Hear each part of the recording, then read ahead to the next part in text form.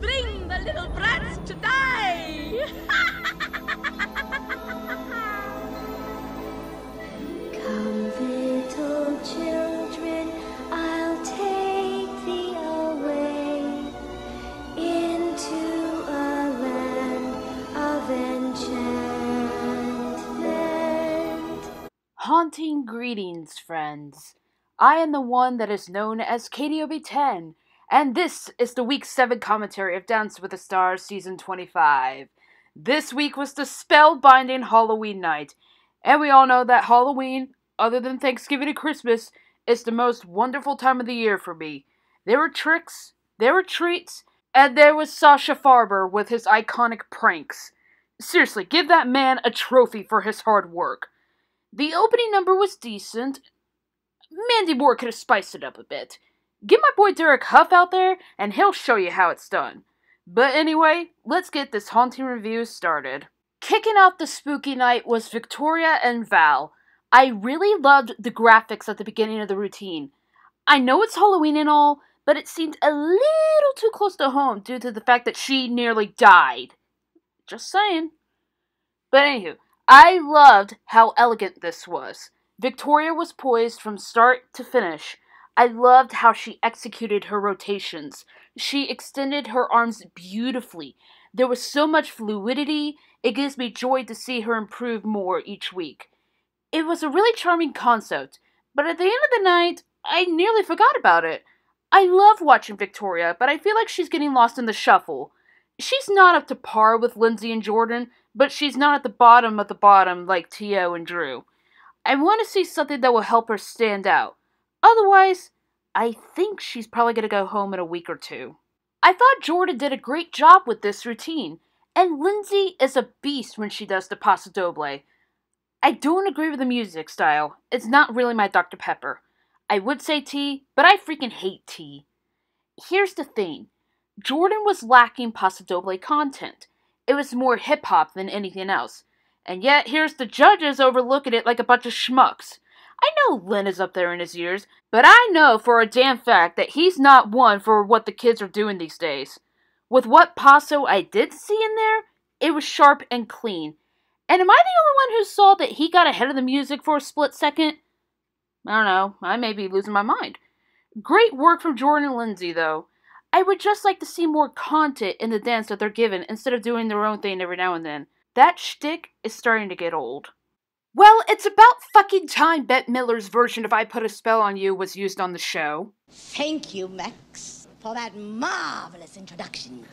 My name is Katie, but whatever, let's move past that.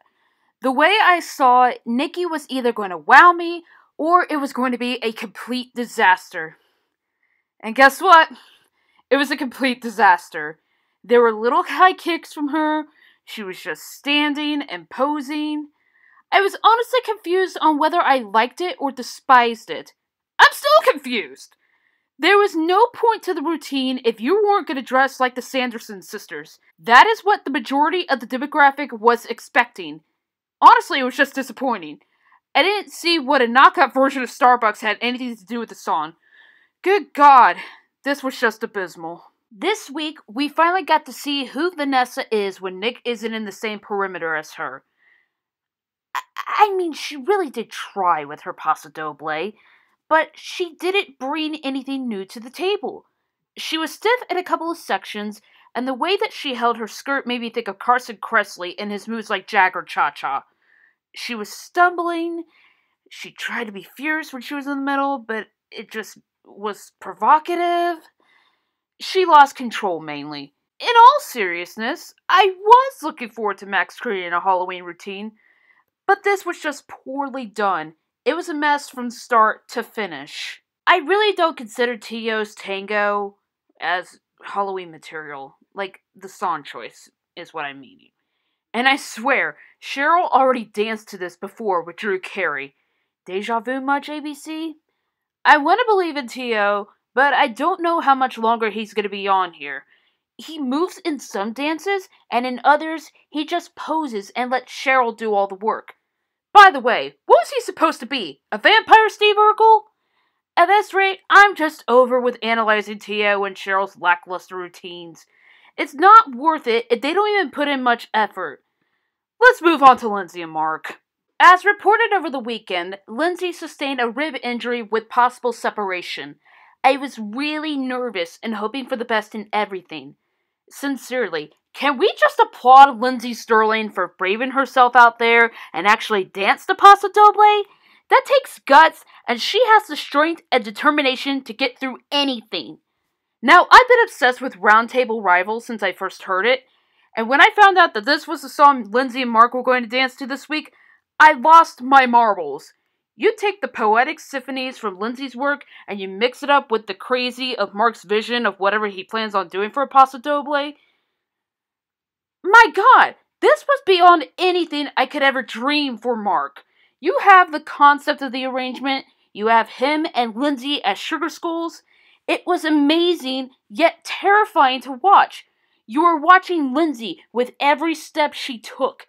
You could see the pain on her face, yet she braved through it with all the dignity in the world. The judges praised her, okay? Yet they gave her 9s, despite the fact that she had more Paso content than Jordan's, and he got 10s, if you recall. They're trying to fuck over Mark's chances. That's my personal input on the matter. I thought that this was more outstanding, but what could I do? I'm not giving my opinions on national TV. But I am applauding Mark on giving me one of his better Paso Dobles in the past few years. The only thing that I could salvage about Frankie's dance was the lyrics are creepy for Halloween material. But then I heard the actual arrangement for this one, and holy shit, I fell out of my bed listening to this. That literally came out of nowhere. Now I understand why the producers chose this for Frankie and Whitney. Frankie was dark, mysterious, and creepy. Whitney looked truly petrified, which is great when you're selling a scary routine. It was like watching an actual scene from a horror film. I was completely speechless. He looked like he was actually going to kill her. With every twist and turn, you had to watch to see what happened next. By far, this is my favorite routine from Frankie Muniz, and god damn it, he really did deserve a perfect score for that. He did a phenomenal job, as did Whitney. Well, my best friend was freaking ecstatic upon knowing Drew and Emma were dancing to one of the songs from Corpse Bride. I've seen the movie a couple of times, and while I respect Tim Burton's creativity, this movie is not for me. And I like Danny Elfman's work. He's spectacular in everything he does. I just wanted to get that out there. But let's get into Drew and Emma's dance. I'm actually amazed that they got the pimp spot this week. That's a rarity in its own. I'm kind of conflicted with this routine. Drew improved, but it was just weird. Maybe I have to be more obsessed with Corpse Bride to appreciate this. I don't know if I saw much Charleston content, but I saw other movements from his past routines, like the flapping chicken. But I guess that's part of finally doing a goofy slapstick routine that shows off their funny bone. Not one of my favorite dances of the night, but it was still good. And now, let's discuss the team dances. Dance until you die! Team Monster Mash consisted of Lindsay, Jordan, Nikki, and T.O. To be fairly honest, Nikki made a couple of mistakes. The obvious people who stood out in the team were Team Stark and Team Fish Upon a Star. T.O. was fairly decent in his section, but together, all of them reminded me of Team Creepy from Season 19. It was sloppy. I liked it, but I wish they were more in sync with each other. But let's all take a moment to appreciate Mark as a scarecrow. This is what I wanted to see from him this year, and I got that.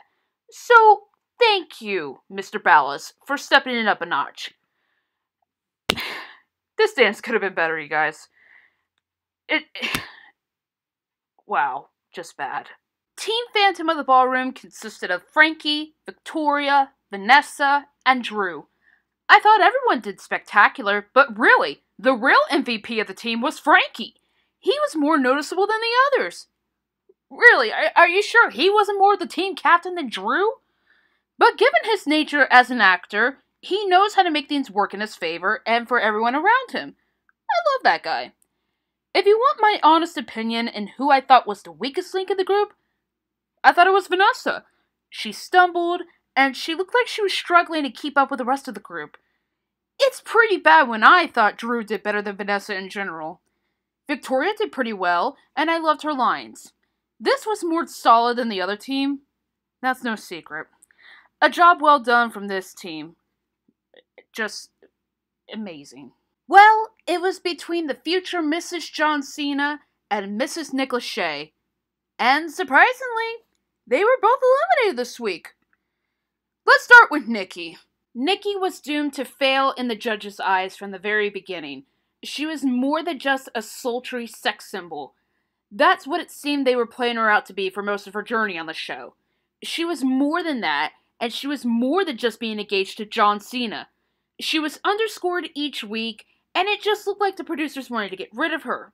But, of course, the Bella Army was strong and kept Nikki in the game for as long as they could. It's a shame to see her go. I thought she had more potential to go further with Artem. I think that's what really bothers most of the fandom right now. Artem never gets the love and respect he really deserves from ABC. He's kind of like Keo, always getting the short end of the stick. If he comes back next year, I want him to get better treatment from the network.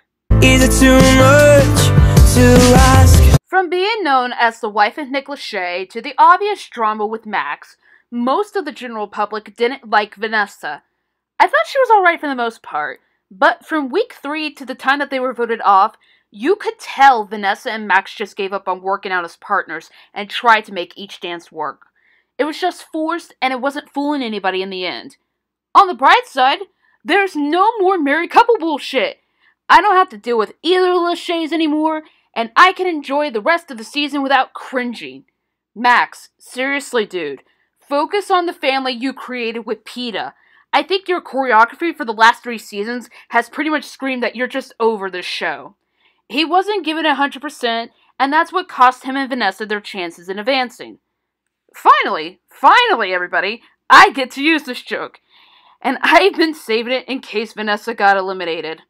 So, to Mrs. Nick Lachey, the married couple concept, and the drama from her and Max, here's my last words to you. Bye, Felicia. Next week is the quarterfinals, and we're also going to be doing trio dances! Yay!